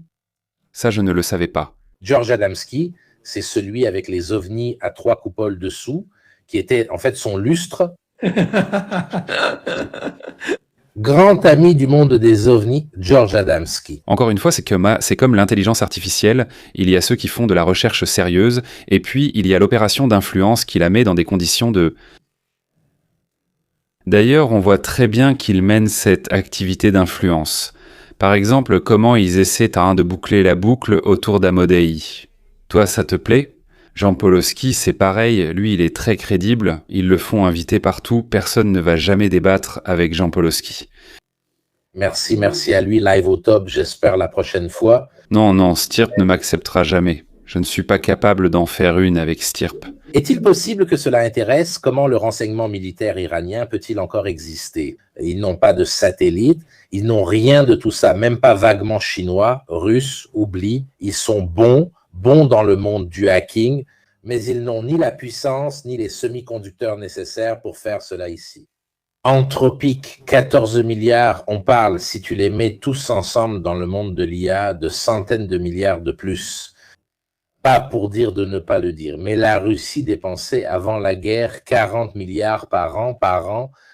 Pour toute l'armée, eux, ils dépensent 100 milliards par an, rien que pour l'intelligence artificielle désormais, comme le disait Marco Bussi. En ce qui concerne aussi les questions satellitaires ou en ce qui concerne celles téléphoniques, les réseaux cellulaires, les privés dépassent énormément les budgets des grandes agences comme la TNT et d'autres, de ceux de la téléphonie. Il dépasse le budget de dépenses de toute l'Amérique. Les gars, Nvidia vaut 8500 milliards. C'est-à-dire, il y a quelques années, on pensait qu'Apple était impossible à dépasser. Non. Les seuls qui pouvaient le savoir, ce sont les Chinois. Ça oui, et en fait, il y a quelques rumeurs sur certaines choses chinoises qui ont été découvertes là-bas. Pas vraiment pour aider les Iraniens, mais surtout pour eux-mêmes. Ils regardent avec beaucoup d'intérêt ce qui se passe. Parce qu'en partie, la participation américaine n'est pas destinée à signifier l'Iran, apporter la démocratie, le changement de régime, ces choses-là, mais pour faire comprendre qu'ils sont encore les plus forts et aussi pour voir si ces nouvelles techniques peuvent fonctionner. Les Chinois n'ont rien fait. Ils ont observé et ils ont observé avec un intérêt extrême. Peut-être qu'ils réévalueront aussi leur capacité à se confronter aux Américains si les écarts sont aussi grands ou non. Deux leçons que nous pouvons probablement tirer avec un certain degré de certitude sont celles-ci. L'une est celle dont je te parlais. Je pense que c'est plutôt un message adressé à la Chine pour dire « Regarde ce que nous savons faire ». Le deuxième message, c'est toute cette histoire de l'animal blessé, de l'empire qui était en train de se disloquer. Qui ne pouvait plus aller faire la guerre partout, comme certains le disaient même en Italie. Les Américains ne savent plus faire la guerre. Et puis, il y avait aussi, selon moi, la question de fermer un des fronts, le front ukrainien, le front du Moyen-Orient, qui est continuellement ouvert par Israël, d'ailleurs, qui a presque fini ses ennemis. Il faut aussi le dire, c'est certain.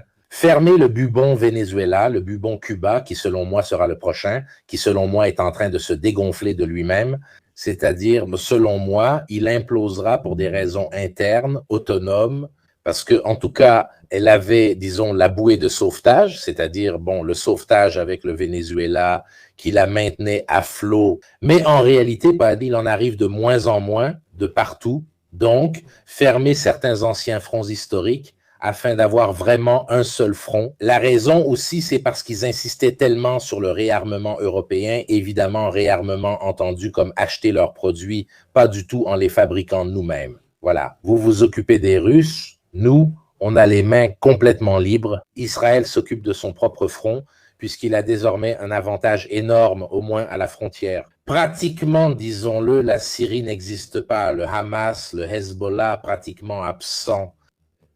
À part 2 missiles sur Chypre, ou plutôt 2 drones sur Chypre qui finalement n'ont rien fait. Et est-ce qu'on dit quelque chose sur le discombobulateur de Trump?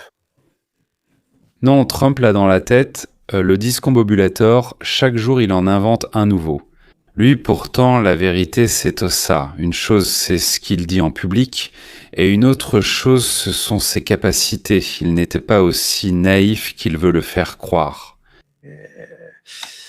En somme, une chose est sûre, d'ici septembre, tout sera terminé. Parce que...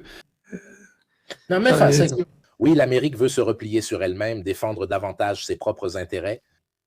C'est vrai, c'est la politique de Trump, du moins officiellement, l'Amérique d'abord, non, puis c'est devenu les continents américains d'abord, puis ce sera aussi le tour du Groenland, etc. Mais ce n'est pas comme si la capacité de projection américaine avait changé en quoi que ce soit.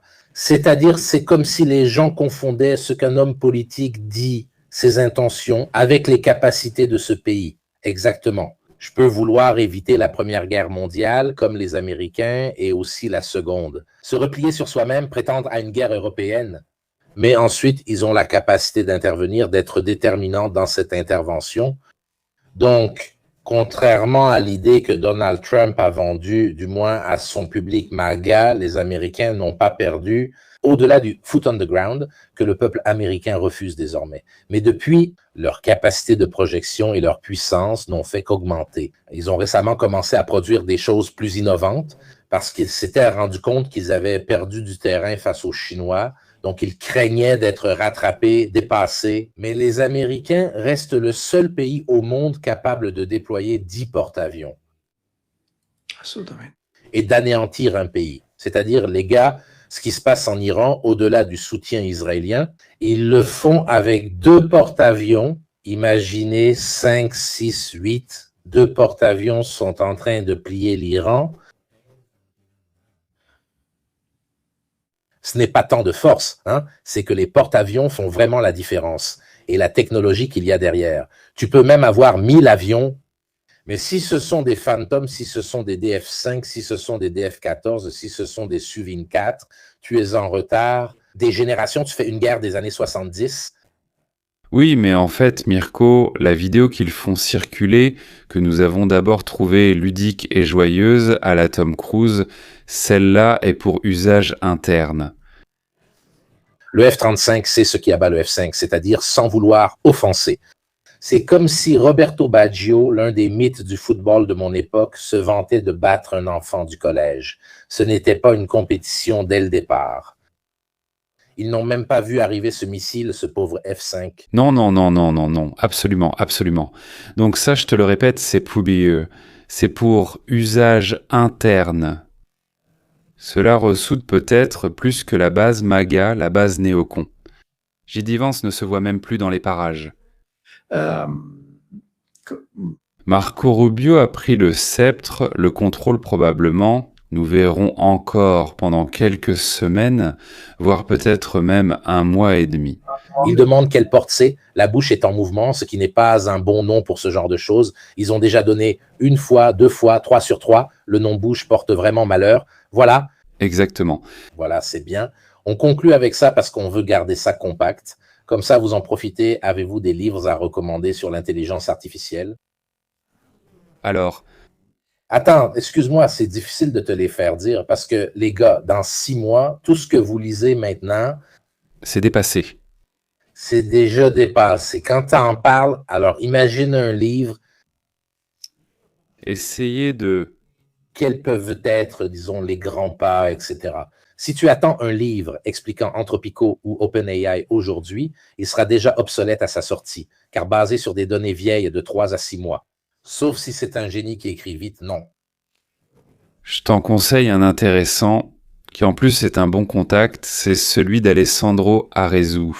Mais il t'explique la géopolitique de l'intelligence artificielle, si tu t'intéresses davantage à l'aspect de la production de l'intelligence artificielle. Tu comprends l'histoire, où et comment l'argent circule, et qui fait quoi. Sinon, Mirko te l'a dit, on répondra à toutes les questions que tu veux, écris-nous même en privé, mais je ne te conseillerai pas un livre en ce moment, parce que dans 2 semaines, il ne vaudra plus rien. C'est-à-dire, pense juste à une chose, GPT est sorti il y a 3 ans, Anthropic n'existait même pas. En l'espace de 3 ans, Anthropic est passé à 100 millions, puis à 1 milliard, et maintenant il en fait 14 milliards. Je ne me souviens pas de compagnie dans l'histoire qui ait connu une accélération aussi forte.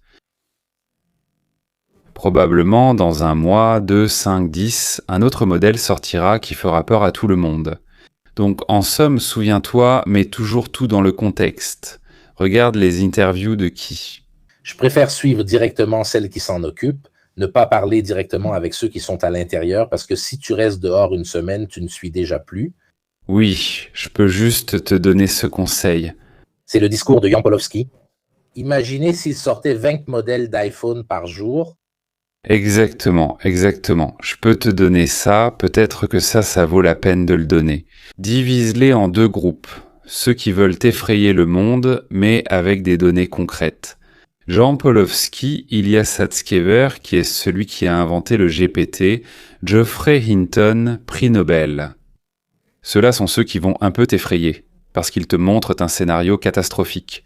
Ils te font peur en te faisant réfléchir, ils te disent « regarde ce scénario » et l'intervieweur va résoudre.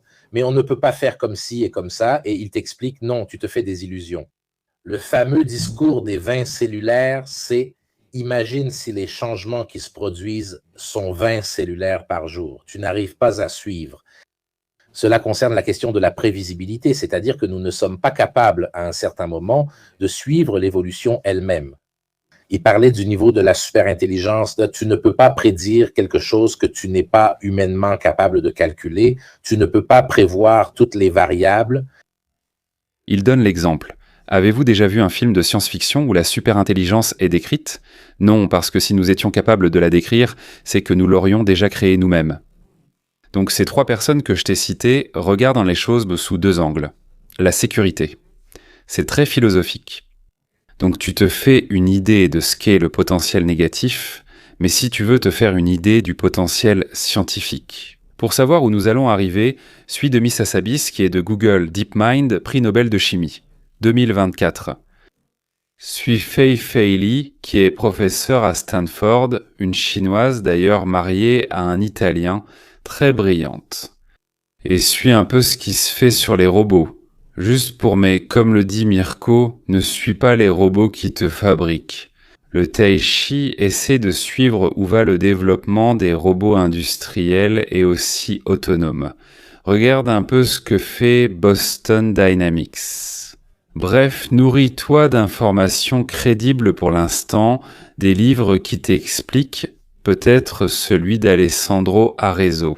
C'est intéressant, il t'explique l'histoire, la géopolitique, mais le reste est en train de changer à toute vitesse. Ensuite, encore une fois, écris-nous quand tu veux, dans la mesure du possible, on te répondra, sinon, on demandera à ChatGPT et on te répondra. Mirko, il y a quelque chose, alors...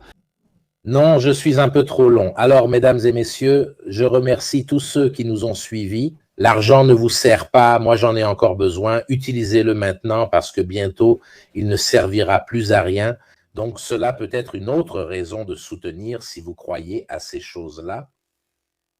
Cela dit, messieurs, je ne sais pas si mardi, je ferai un live sur l'Iran. Cela dépend de ce qui se passe, si c'est la fin. Faire le compte-rendu de l'attaque X ou des choses de ce genre n'est pas particulièrement intéressant, aussi parce que 20 systèmes de lancement ont été détruits. S'il se passe quelque chose d'important, oui. Sinon, j'essaierai de donner des nouvelles sur l'Ukraine, vu qu'on a un peu de retard et des choses qui ne se sont pas produites. L'Ukraine a attaqué 4 navires russes. Ils ont attaqué un pétrolier russe près de Malte. Bref, il y a aussi des choses qui ne se passent pas là-bas, mais évidemment, tout a été mis sous le tapis. Vu les événements iraniens, donc, cela dépendra de la gravité de la situation de la guerre entre l'Iran, Israël et les États-Unis. Je le ferai un mardi. Un mardi, je ferai celui sur l'Ukraine s'il n'y a pas trop de choses. Mais de toute façon, nous reviendrons sur l'Iran probablement jeudi ou vendredi, quelque chose comme ça. Nous avions d'autres choses que nous préparions, même avec l'avocat de l'atome et Aldo Giannulli, par exemple, sur le potentiel nucléaire, etc., avec toutes sortes d'études. Mais ce qui se passe prend le dessus. En somme, sur les choses, donc beaucoup. Merci à Ivan, étudiez un peu, suivez ces choses-là et on se voit probablement mardi. Merci beaucoup à tous, bonne nuit et bonne soirée à tous.